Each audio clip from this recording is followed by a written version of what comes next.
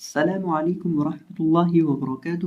Students, آپ کا Quran learning basic to advance channel پر ویلکم۔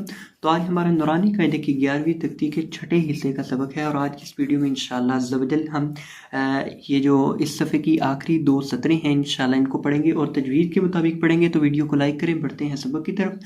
اعوذ باللہ من الشیطان الرجیم، بسم اللہ الرحمن الرحیم۔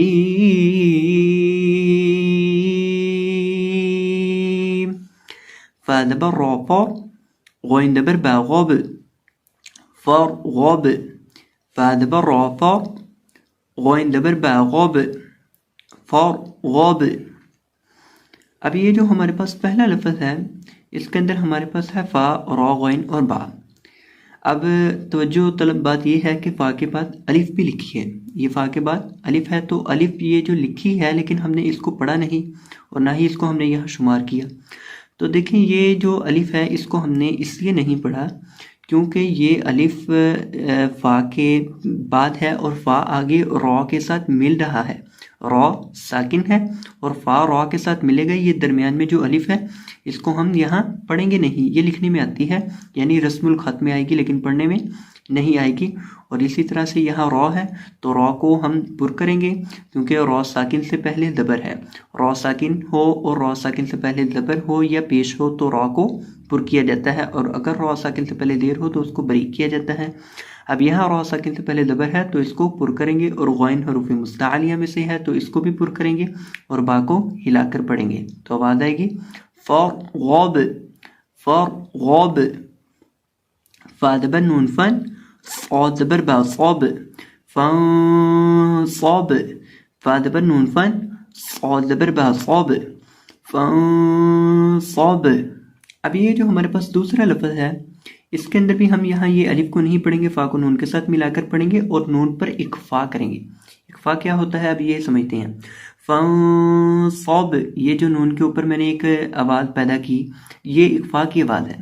اب یہ اکفا ہے کیا چیز ہے؟ اکفا کا معنی ہوتا ہے چھپانا، یعنی نون ساکن یا تنوین کی آواز کو ناک میں چھپا کر پڑھنا۔ تو یہاں ہم نون کی آواز کو ناک میں چھپا کر گننے کے ساتھ پڑھیں گے، اکفا مع الغنہ ہوگا۔ اب ہمیں اکفا کا پتہ کیسے چلے گا کہ کہاں اکفا ہوگا اور کہاں نہیں ہوگا؟ تو اس کی علامت یہ ہے کہ ہم دیکھیں گے کہ نون ساکن یا تنوین کے بعد 15 حروف ہیں جو حروف اخفا ہیں، ان میں سے کوئی بھی حرف آ جائے گا تو وہاں اخفا ہوگا۔ یہ 15 حروف آپ کو سکرین پر شو ہو رہے ہیں تو آپ ان کو یاد کر سکتے ہیں، اور یہ جو صاد ہے یہ حروف اخفا میں سے ہے اس لیے یہاں اخفا ہوگا۔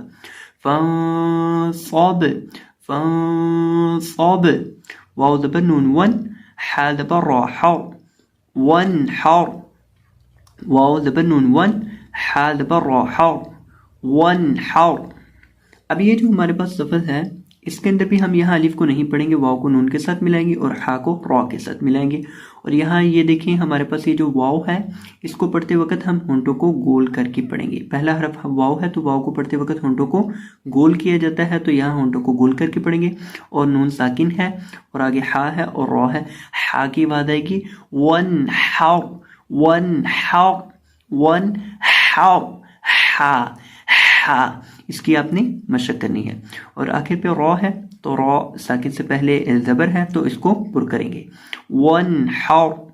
حمزہ زبر خا اخ، را زبر را، اخ را، جیم زبر جا، اخ را جا، حمزہ زبر خا اخ، را زبر را، اخ را، جیم زبر جا، اخ را جا۔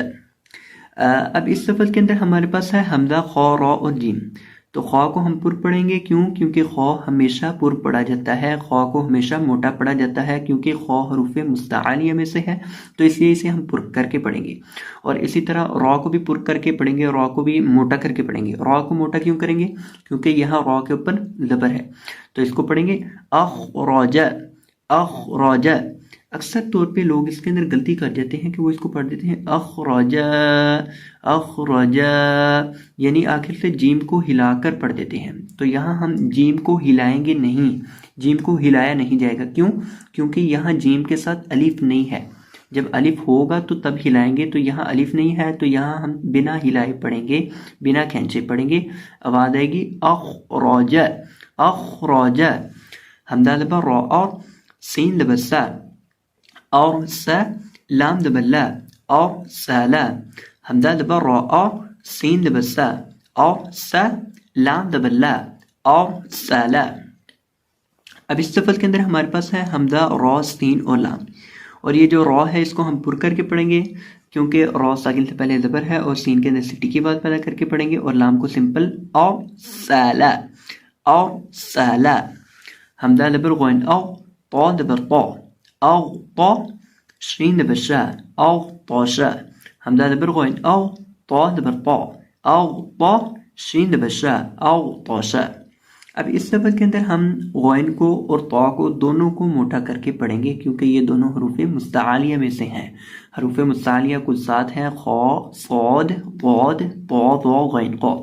یہ 7 حروف آپ نے اچھے سے یاد کر لینے ہیں. تو غین کو بھی موٹا کریں گے اور طا کو بھی موٹا کر کے پڑھیں گے او طاشا. اور اسی طرح سے شین کا مخرج کیا ہے، شین کے پڑھنے کا طریقہ کار کیا ہے؟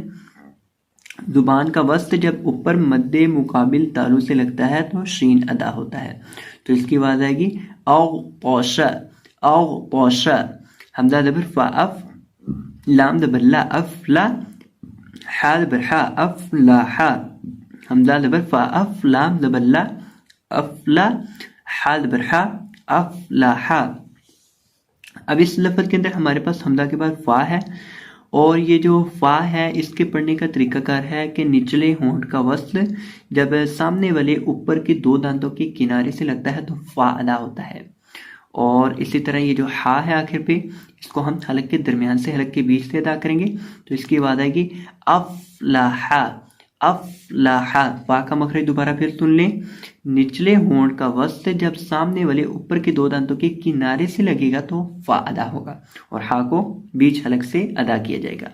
افلاحا افلاحا. حمزہ زبر کاف اک را زبر را اکرا میم زبر ما اکراما.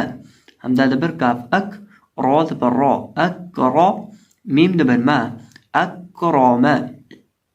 اب اس لفظ کے اندر ہمارے پاس ہے حمزہ کاف را اور میم، تو اس لفظ کے اندر ہمارے پاس جو را ہے اس کو ہم موٹا کر کے پڑھیں گے اور باقی تمام حروف کو بریک پڑھا جائے گا. تو آواز آئے گی اکراما اکراما. اب دوبارہ پھر تمام الفاظ کو دیکھ لیں.